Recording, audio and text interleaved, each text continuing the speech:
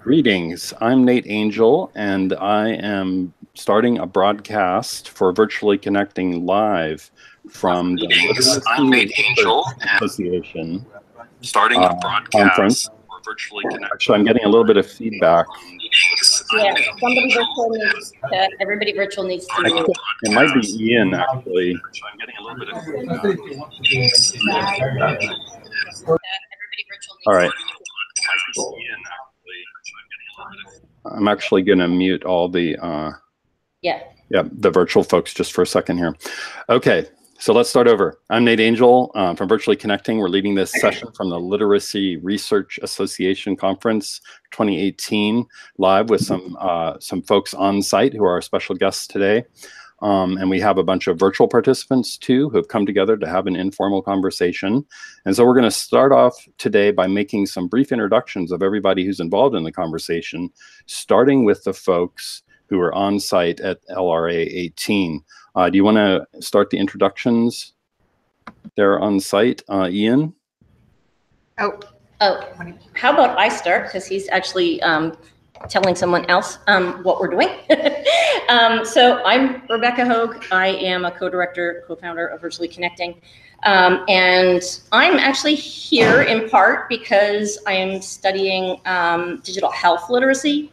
And so I'm looking at health literacy from a new literacies perspective instead of from a cognitive perspective. I guess I'm next. I am Stephanie Toliver. I am a third-year doctoral student at the University of Georgia, and I study representations and responses to people of color in like sci-fi, anime, and fantasy. So that's what I do. Oh, fascinating. My name is Julie Corrigan. I just finished my PhD about a month ago. Yeah. And I am at the University of Ottawa in Canada, and my research is in the area of assessment of new literacies. My name is Elena Forzani. I'm at Boston University, and I look a lot at how kids and adults evaluate the credibility of information when they're conducting inquiry in online contexts. Great. Really great to have you all here. Thank you for coming to attend this Virtually Connecting session. And so now I'd like to give our virtual participants a chance to introduce themselves. As I said, I'm Nate Angel. I work for a nonprofit organization called Hypothesis that makes annotation technology that allows you to annotate anything on the web. I'm here in surprisingly sunny Portland, Oregon at the moment. And I'd like to invite the rest of the virtual participants to introduce themselves, starting with David. Don't forget to unmute. Sure, yep. My name is David Allen Smith. I am an adjunct professor at Judson University in Elgin, Illinois, and a full-time secondary English teacher at South Elgin High School in South Elgin, Illinois. I finished my doctorate in May, graduated in May, and yay!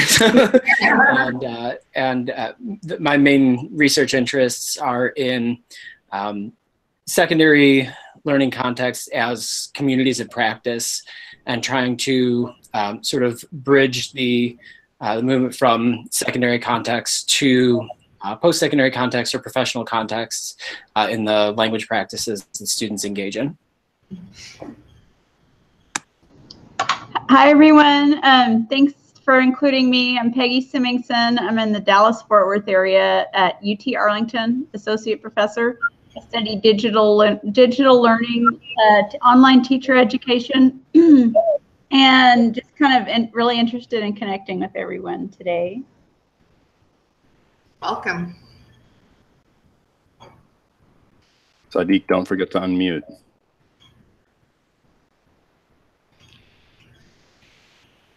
Hi, everyone. Can you hear me? Yes.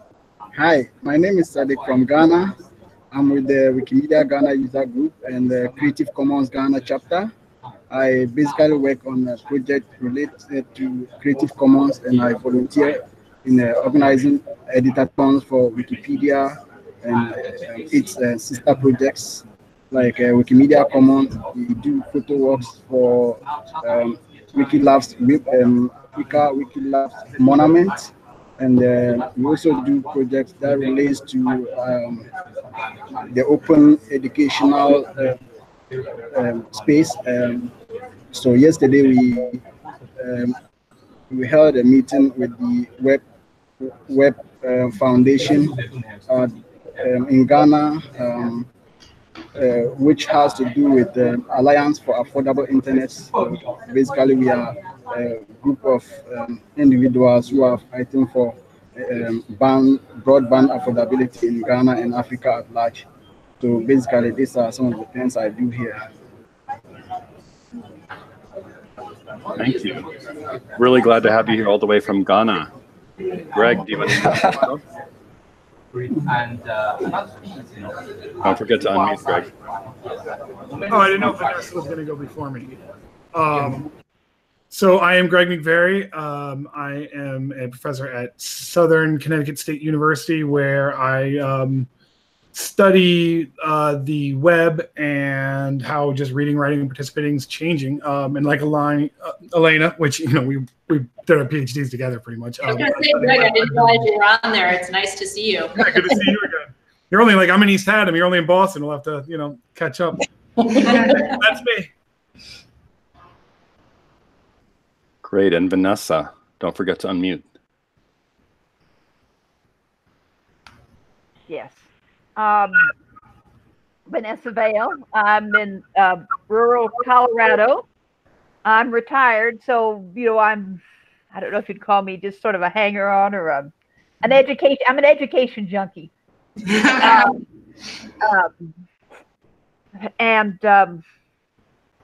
I've been away from some of the V-connecting for a while because I got sort of all involved in other interruptions, and I missed it. And I'm interested in identity and digital literacies, obviously. Well, it seems like you came to the right place. Yeah. Well, I know that a couple of folks who are here as virtual participants have said that they have attended LRA before. I haven't.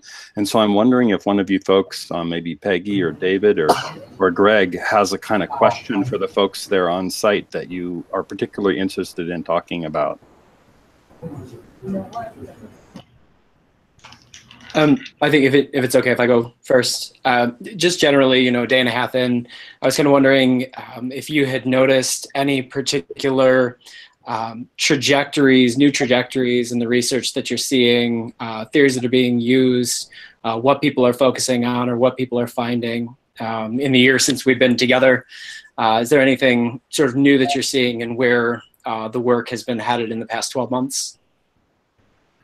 One of the themes that I saw with the sessions that I did yesterday was the idea that the paradigm shift between online and offline, and how we as researchers will often think of online and offline, but the students that are participating in the research don't actually understand that difference.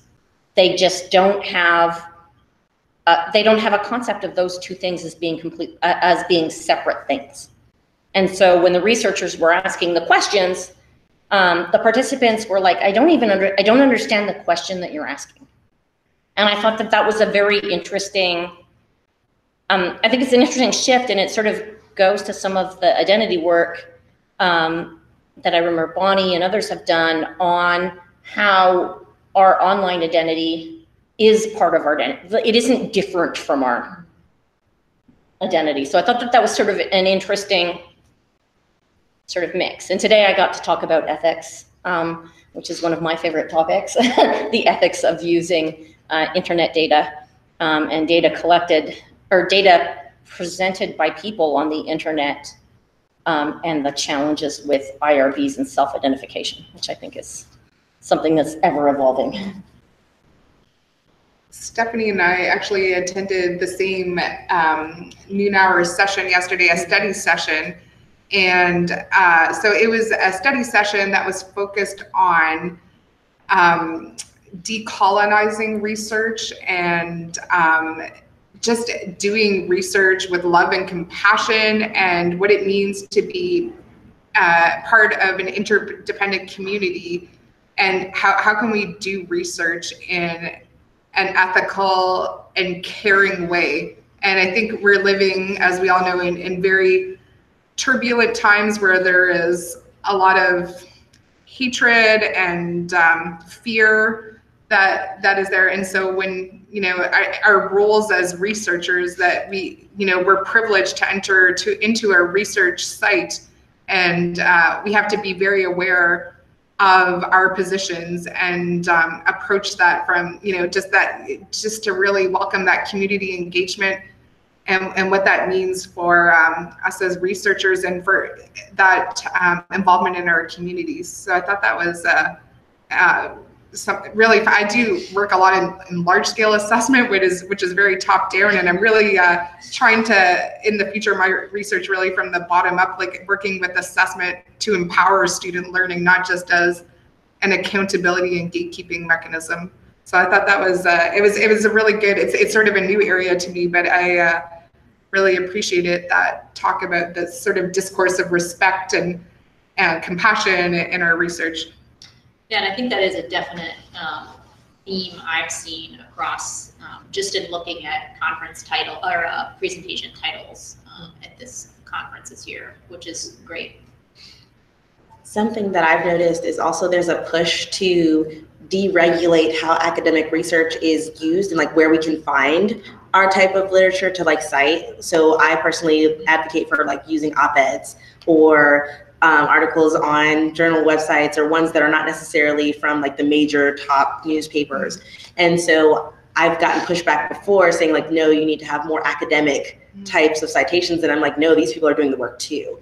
And they're on the ground doing that work and doing the work before the 2 years it takes for us to publish an article on the topic that they're talking about now. And so there's been a push, at least yesterday, there was a conversation in, I think, 3 different spaces that I was in, where it was the conversation of what type of scholarship can we consider scholarship, and how can we kind of like remove some of that wall that we have where it's like, no, this is what knowledge is versus the knowledge that comes from public spaces as well as from what we do in our wonderful journal articles that people always read. It's interesting because Greg was talking a lot about some of that yesterday. Yeah, and I promised you guys I would work on it, and you'll have to find it on Twitter, but I released an MVP of a system that we could use to actually review each other's works from our own websites, and it will so like I want to have it wrapped up by the end of LRA, but I just did the review section portion of the journal. I mean, the journal will take about a year to launch, but I am going to copy the hybrid pedagogy module. So Rebecca, yeah, I was like, I want to talk later about that. Your experiences writing with them, but yeah, so we've been pushing it for a while, and I actually feel really sad I'm not there now because I feel like it is actually changing. Like I felt like we've been pushing for years with nothing. Like it feels like there's a vibe in the air that there's a cultural shift this year, more, and not just a lip service shift, not like we're just putting this in our program title, but no, as an organization, we're going to become a fundamentally different. We'll know our history, but things are shifting. And I think it's for the good. That's kind of what I'm noticing. I'm not there. I'm just looking on Twitter. Maybe that's why it's better, because I'm not there. I'm the problem. But no, that's it. So yeah, that's been my trend. Like it's real action. It's not just lip service this year. It truly feels like some new vibes in the air.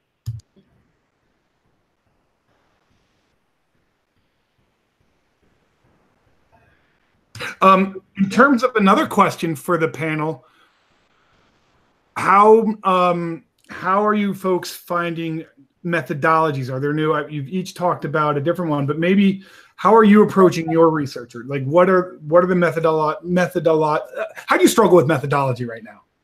I'm actually a bit disappointed that I'm not seeing more of what I was kind of hoping for. Now I do autoethnography, so it's kind of quite different. So I did go to a session yesterday where they used the word autoethnography, but it didn't really sound like that's what they were doing. And in some ways, it actually sounded like it could have been a good collaborative autoethnography space because there were multiple of them, but it still didn't have that same sense. And so I was kind of hoping to see a little bit more on that. And I'm still scanning through for the rest to see if I can find it somewhere else. That kind of like hardcore like methodology training that happens in the study group, and you just happen to be in it. That's the only problem with running a study group, is you don't get to go to like any of the, like, that's where you're like, you want, like, there's probably an ethnography. I don't know if this year there's an ethnography study group, but that's where you do like that hardcore, like, I want to dive into a method for a long period of time. So it's a trade-off of running those. But I think a lot of people use the word ethnography way too loosely in general. But I just came from a plenary session with Peter Johnson, and I thought it was really interesting because as a writing researcher, I've noticed the dichotomy between, you've got the cognitive researchers here and the sociocultural research approach to researching writing. And the fact of the matter is that writing is at the same time cognitive, and it's socioculturally situated, and it's affective, and it's all of these things. We don't write, it's not as though we have this, you know, as someone who does study cognitive and metacognitive practices in writing, it's not as though there are these brains, these disembodied brains floating around writing something. They are brains inside of a person, and that person is living in a community and in a community of practice and writing for a particular discourse community in a very particular context. So what I'm seeing more is this crossing over of methodologies and this traversing across being epistemologically xenophilous, this welcoming of new perspectives. And I think it's reflective of the societal conversations we're having, so that just this more open-mindedness to diverse perspectives for research. And listening to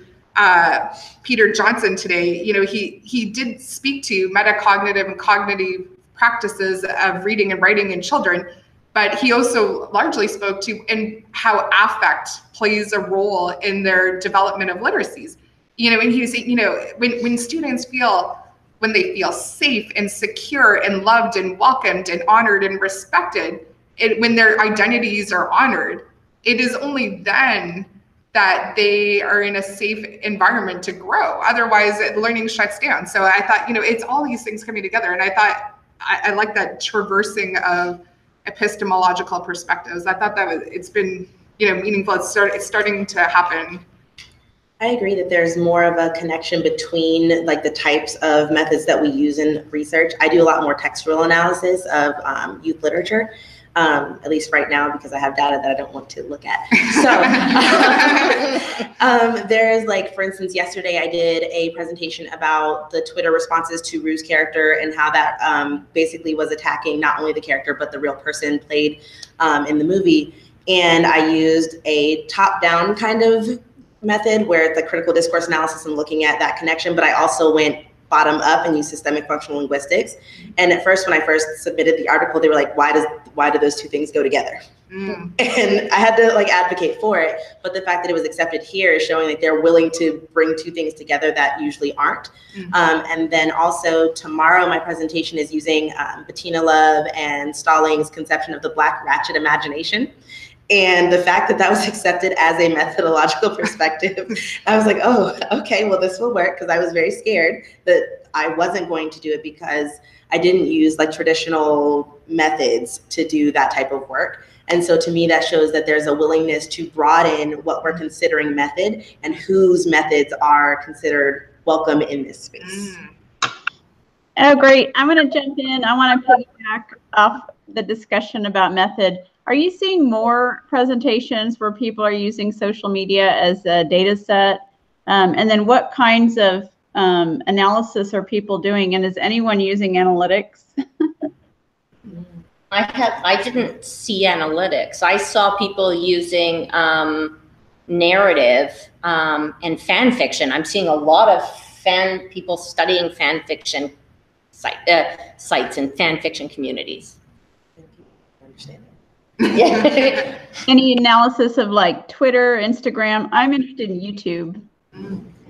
There was an Insta poetry one at the session that Rebecca did on the on ethics, where they took that Insta poetry hashtag. Yeah. That one.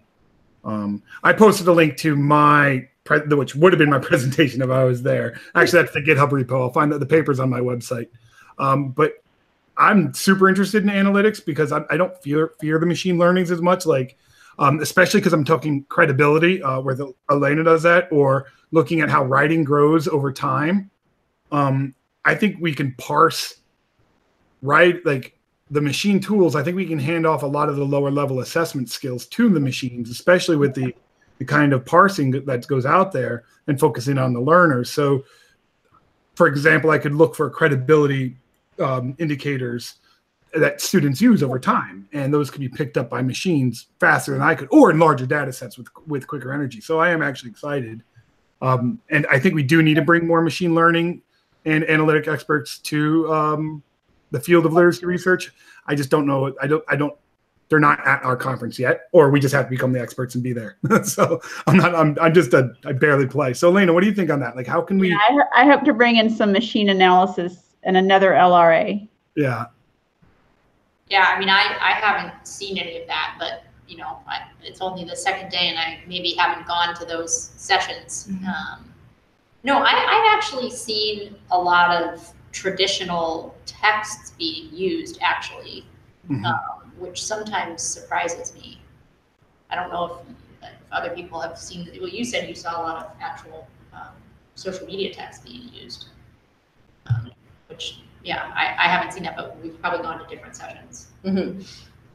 Elena and I are presenting tomorrow on critically evaluating online sources. So it's they're generally they're generally websites, which we're talking about here, and students' ability to critically evaluate this type of information. So that there is that happening, and that's being brought into a large-scale assessment model because traditionally, you know, the majority of large-scale literacy assessments are pen and paper, and they're increasingly removed from the literacy practices that we experience in a knowledge society. So this move from assessment of what Langsher and Noble would call literacy to saying that, you know, while these are fundamental to new literacies, that to be literate and to function at a political level, at a democratic level, at an economic level, at a social level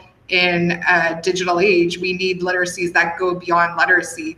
And part of that, as Elena and I will be presenting tomorrow, is the ability to evaluate critically online sources of information. So this actually ties directly into the very first presentation that I saw, where they were studying with people that were considered low literate, some Greek myth. Again, I don't know much about Greek mythology. And they actually, you know, the students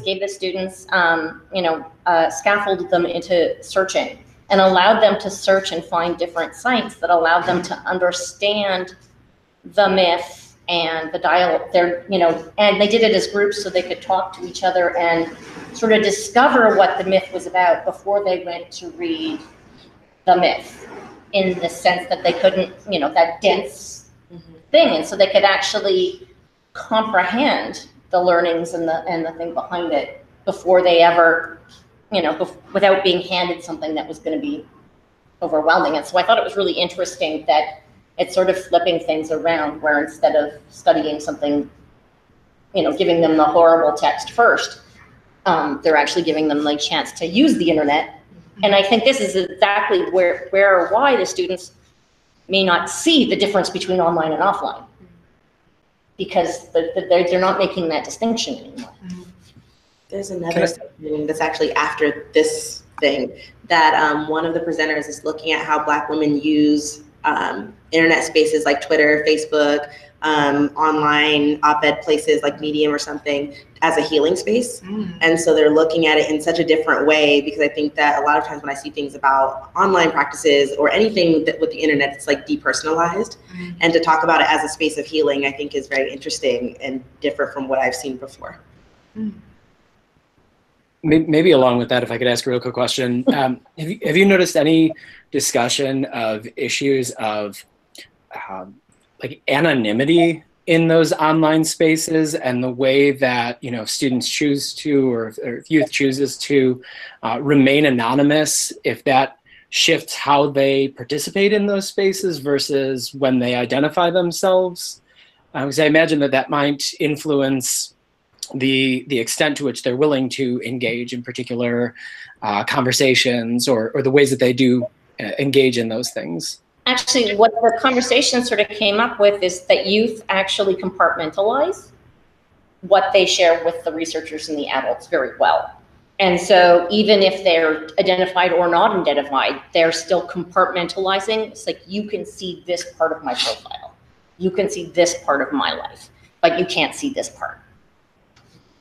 You mean teenagers are good about hiding stuff about themselves? Well, these are tweens even. Some of these are like, you know, 5-year-old can do that. 5 and 6s, really good and really good at getting around firewalls and stuff like that too. My freshman taught me about pinsters. Like, what's a pinster? Do I need one? And like, yeah.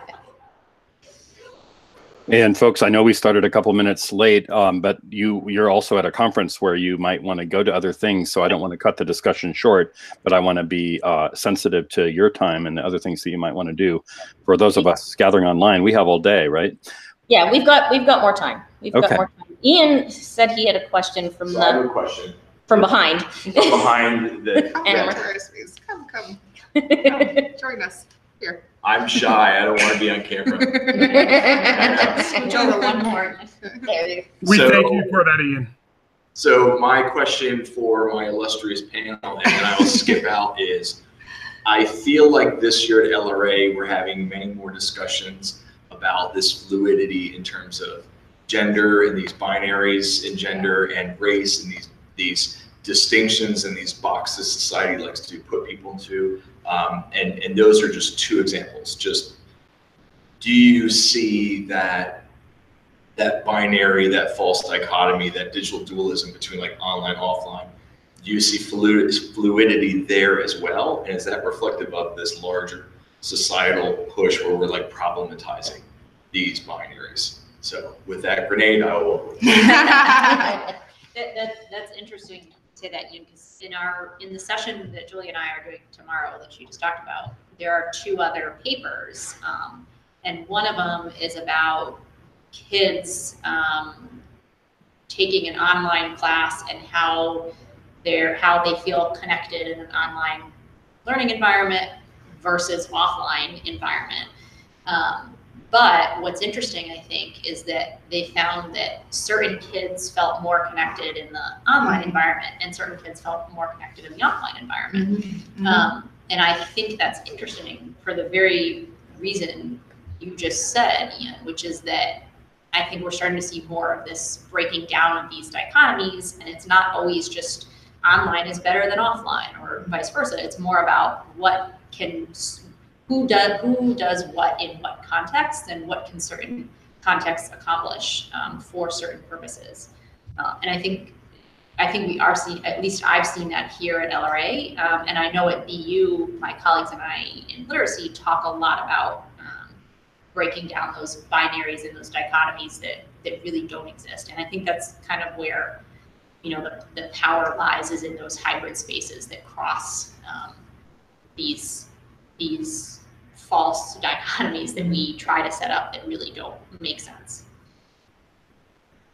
And just teaching too in hybrid courses, it's amazing some of the students who are most vocal in a face-to-face class, then when it comes to the online portion of our class, I hear very different voices that maybe don't present themselves in a face-to-face class, and they're this universal design for learning, and the idea that we're providing multiple opportunities for students to demonstrate their learning in multiple ways of providing evidence of learning across modalities, that written text isn't the only way to present their and it actually makes me think. I was just having this great conversation of what will peer-reviewed literature look like in the future. Does it need to be written? Why have we privileged monomodal text when we have at our disposal this rich media resources through which to convey information. There's more than one way. So my thought was that future journals might be, be much more multimodal. And I'm trying to think, her name escapes me right now. She's American, but is now in the Kathy Mills. Kathy Mills talks about the privileging of the monomodal literacies, and particularly in higher education, in financial industries, in law, and what does that mean for access, particularly for people who are, learning new to a language or new to a culture, and when we privilege monomodal text, who gets left out? Whereas if we make our writing more accessible and multimodal,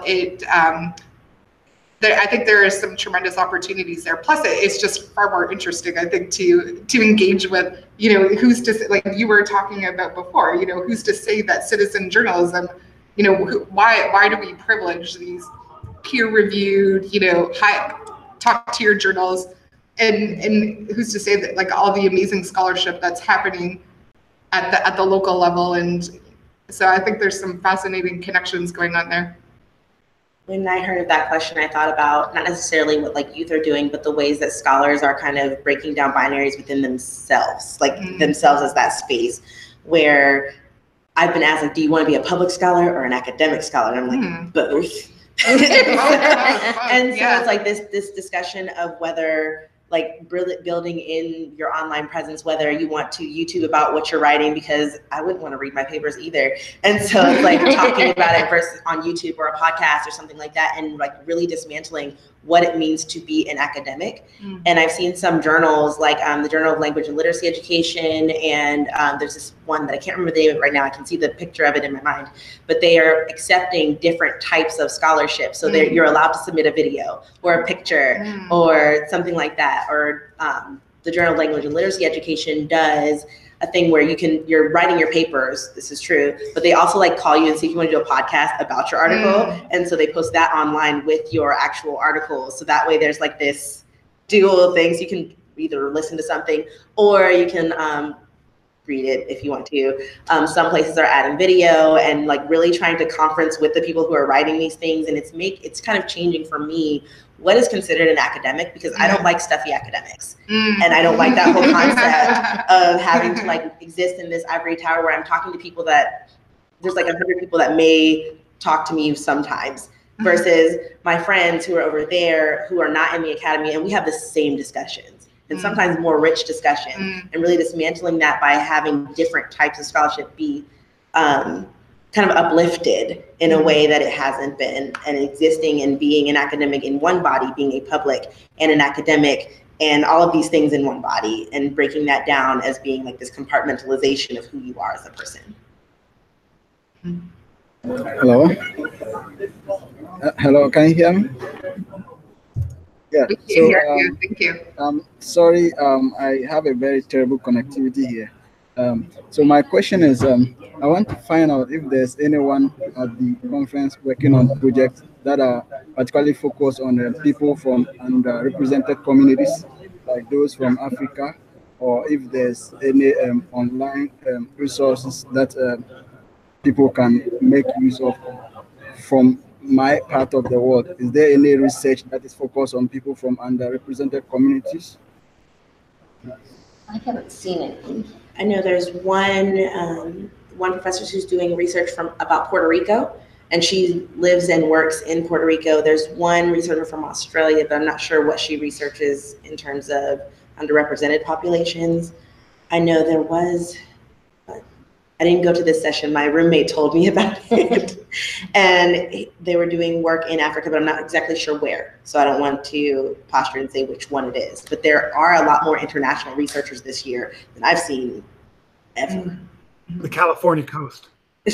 Yeah, that's actually, I think, a part of it, because it's something that I've seen it on Twitter and people are like, hey, does anybody else realize that this actually, maybe not diverse in terms of overall majority, but at least in from where people are coming from out of the United States. I think it's a lot more welcome this year. Sadiq, we can connect offline. I have a lot of connections with Mozilla. They're doing a lot of work, and other organizations that do a lot of digital literacies work in Kenya and Ghana specifically. So we can connect after the call, and I can give you a ton of resources as well. Great, that's awesome. Okay, so we are also working on a project that is focused on people, students from tertiary institutions who at the end of their academic period, they don't have platforms where they can keep their thesis or research works for people to make use of. So we are building a portal that will allow these students to make use of those platforms, and then would assist other institutions, or particularly we have institutions that are focused on rural development, community development. So if these researches are available for them to make use of, which can help develop the community.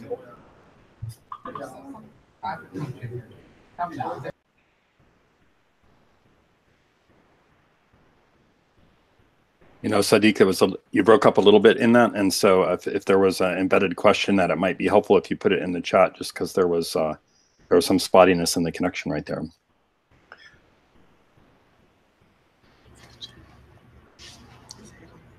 Well, wait, we're all peering to see what Sadiq is going to write.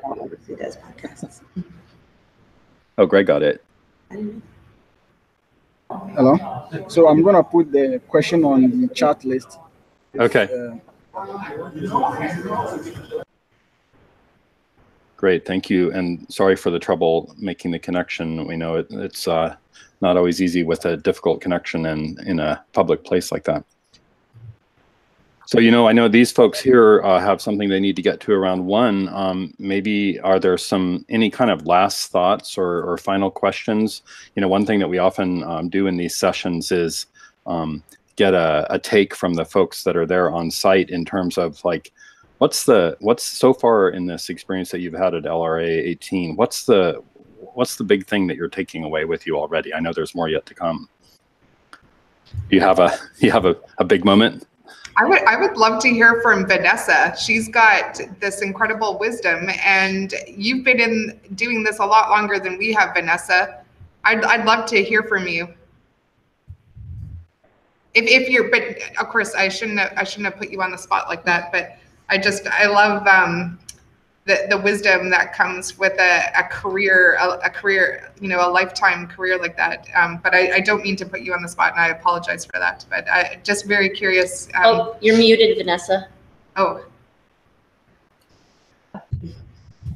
I would say, which lifetime career are you referring to? I've had more than one.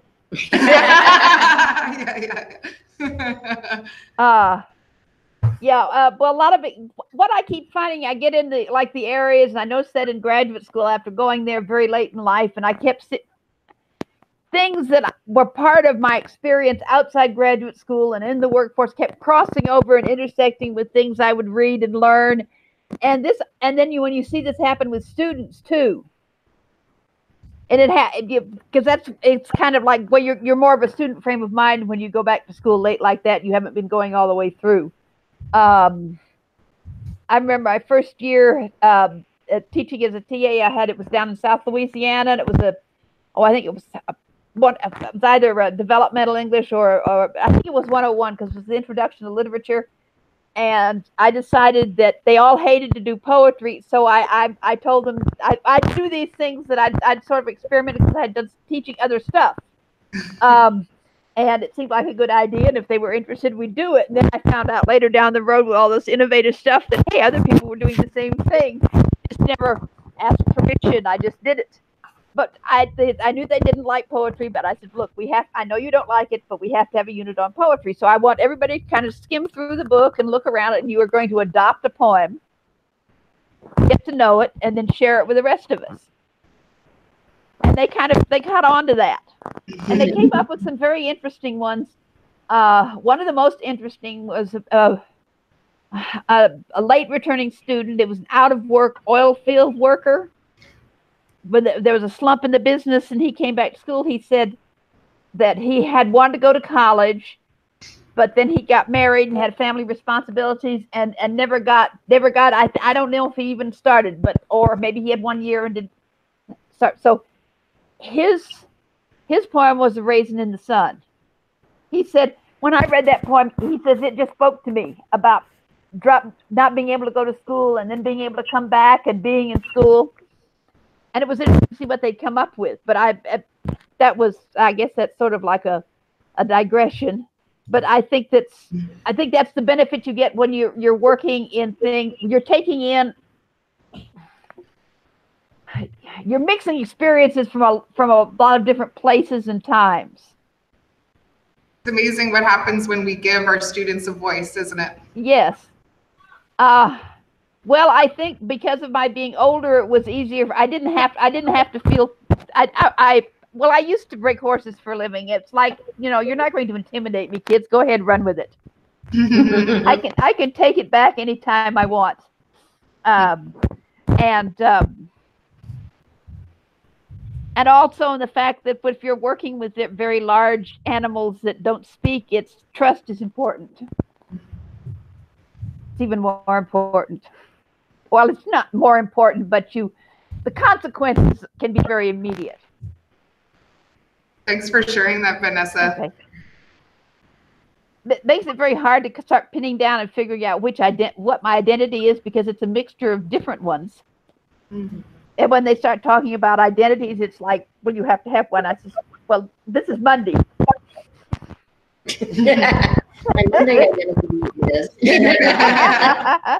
it might not be the same tomorrow, or having to decide one. No, I don't want to pick one. See, you can be very far along in life and still not want to pick one. So don't.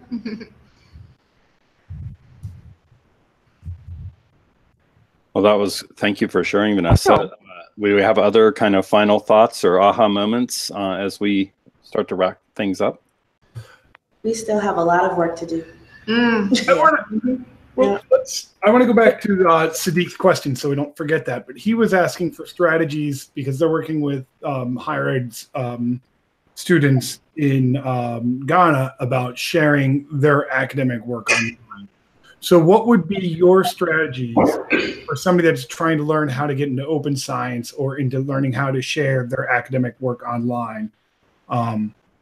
What would be your advice to Sadiq? What should he do with his students?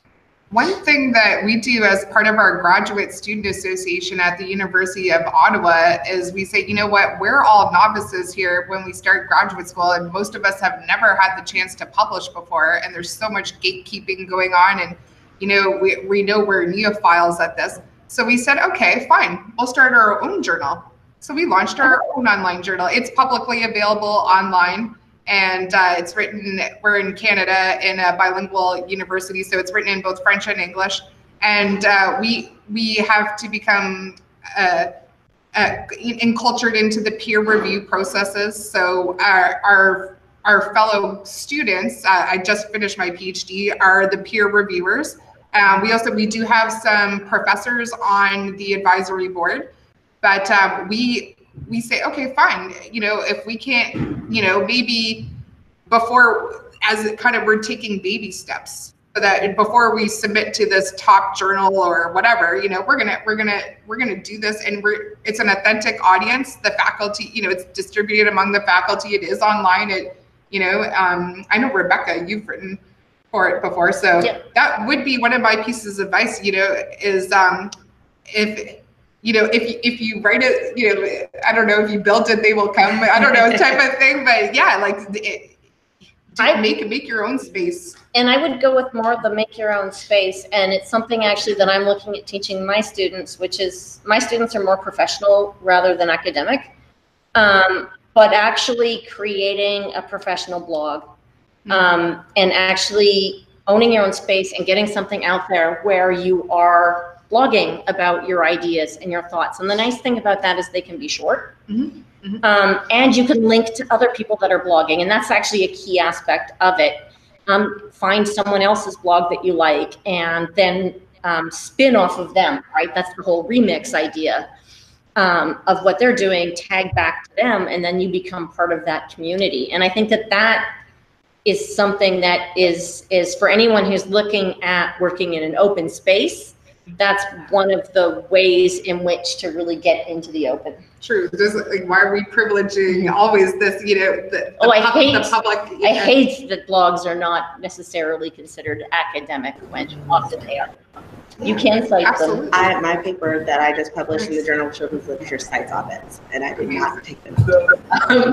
One thing I think also is like really connecting with scholars that may be publishing here, if there are journals that you want to publish in or places that you want to be in, like connecting with scholars using social media or something like that, and then like pairing. So like I kind of, when I started my grad program, I just started following people that I was reading their papers, and I said, I like you and you and you.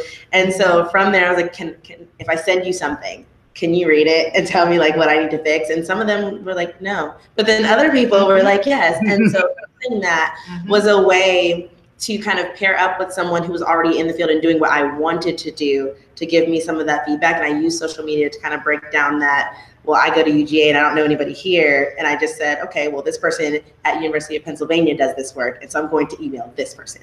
And so it was like a way I've used social media, especially Facebook, to kind of make those connections. Don't be afraid to send an email. This amazingly number of academics will answer your email. That's true. Yeah. There's some amazingly generous academics out there, and it's so intimidating as a graduate student to approach these people, and 9 times out of 10, they answer. And I'm amazed at their generosity and the mentorship that they have provided, because they just love learning and they love teaching, and that's why they're in the business of education. So that is so true. And they will talk to you sometimes on Zoom or Skype, and like just have conversations. And I think that's something that we privilege certain people, like, oh, you're up here, and so we can't talk to you. But I think that technology sometimes breaks down some of that hierarchy and allows us the space to talk to people instead of like, oh, calling them on the phone or something, which would be weird. Are there any more questions from the audience behind us in our last few minutes? Like it's in front of you, behind me, even though there's my couch behind me. Nope. All right, sweet. We didn't even know there was an audience behind you. Actually, there's Ian. Well, it brought me yesterday. I just thought I'd ask this time. Got it. Well, we really appreciate your coming today. And I tell you what, I think maybe this is a good place to stop the broadcast and let you guys get on back to LRA. Just for the virtual folks, you know, you can stick around and we can talk after the broadcast is over. So you don't have to go away. Sometimes there's some interesting conversation to be had after we formally quit.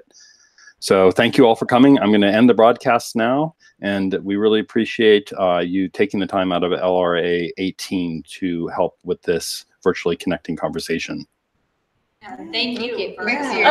Before you go off, Stephanie isn't on the announcement, so we need to know your Twitter handle so that you get the announcement. Already taken care of. We've got her, and we'll update things. Yes. All set.